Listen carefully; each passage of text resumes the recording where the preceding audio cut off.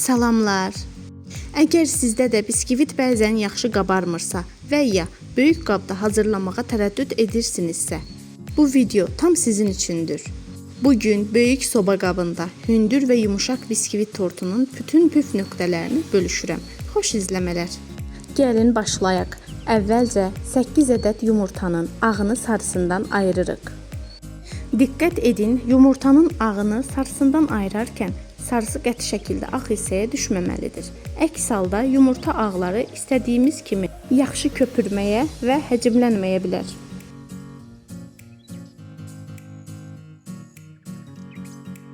Yumurta ağlarının üzərinə 1 stəkan şəkər tozu əlavə edib təxminən 15 dəqiqə ərzində mikserlə çalırıq. Yumurta ağları ağarıb, qatlaşana və həcmini artırana qədər çırpırıq. Yumurta ağları yaxşıca ağarıb, həcmi artdıqdan sonra yumurta sarılarını və 4 xörək qaşığı duru yağı əlavə edib yenidən mikserlə çalırıq. Ardınca 10 xörək qaşığı unu, 2 paket qabartma tozunu və 1 paket vanili birlikdə ələkdən keçirib mikser qabına əlavə edirik. Sonra bütün ərzaqları yenidən qarışdırırıq.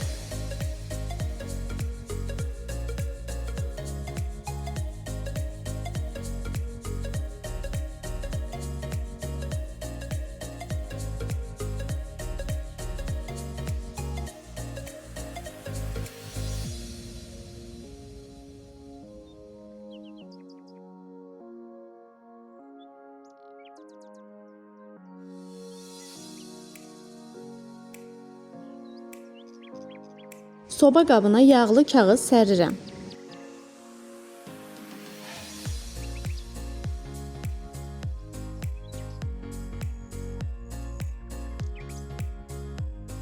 Hər ehtimala qarşı üzərini azca yağlayıb unlayıram ki, biskvit bişdikdən sonra qabdan daha asan çıxsın.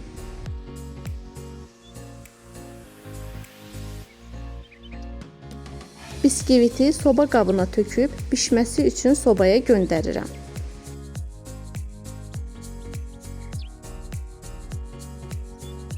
Bu biskvit bişənə qədər ardınca hazırlayacağım ikinci kakaolu biskvit üçün yenidən başlayıram və eyni qayda ilə davam edirəm. Sadəcə bir fərq var.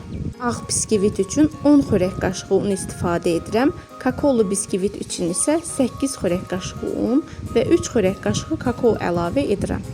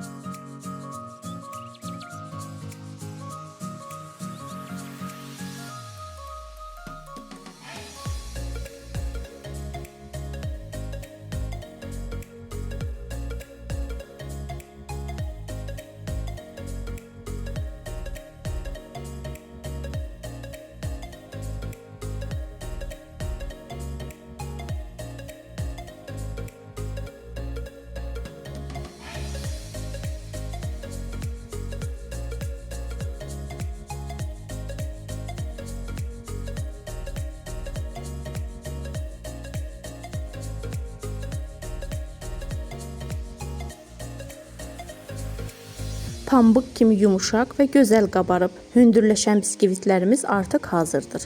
Üstəlik qəti şəkildə yumurta qoxusu gəlmir. İndi isə keçək kremə. Qaymağı mikser qabına əlavə edib, həcmi artana qədər və qatlaşana qədər mikserlə yaxşıca çalırıq. Qaymaq yaxşıca qatlaşıb, həcmi artdıqdan sonra üzərinə yarım qutu qatlaşdırılmış süd əlavə edib, yenidən mikserlə çalırıq. Bu arada videonu həyətdə çəkdiyim üçün milçəklər də videoya düşüb. Onlara fikir verməyin. Bugün çəkilişimizə onlar da qoşulub. Mən biskvitləri islatmaq üçün qəhvəli sudan istifadə etdim. Əgər biskvitdən az da olsa yumurta dadı və ya qoxusu varsa, qəhvəli su onu hiss etdirmir. Torta çox gözəl dad verir. Bunun üçün 1 xörək qaşığı qəhvəni, 4 xörək qaşığı şəkər tozu və 1 stəkan suyu qarışdırıram. İndi isə biskvitləri 2 hissəyə bölək. Beləliklə tortumuz daha hündür və lay-lay görünəcək.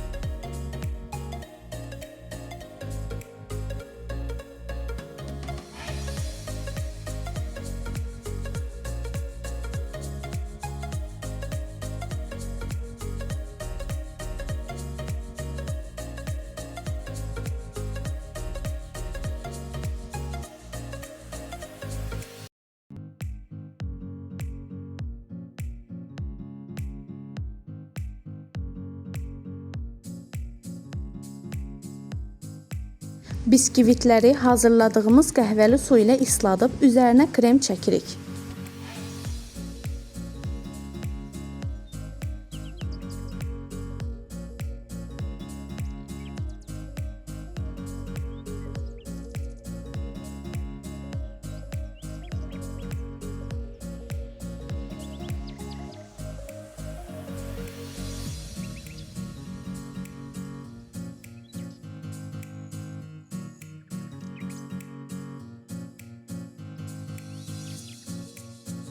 Bol kremlədikdən sonra karamel və şokolad sosu da əlavə edirik. İstəyə uyğun damla şokoladı və qoz da əlavə edə bilərsiniz.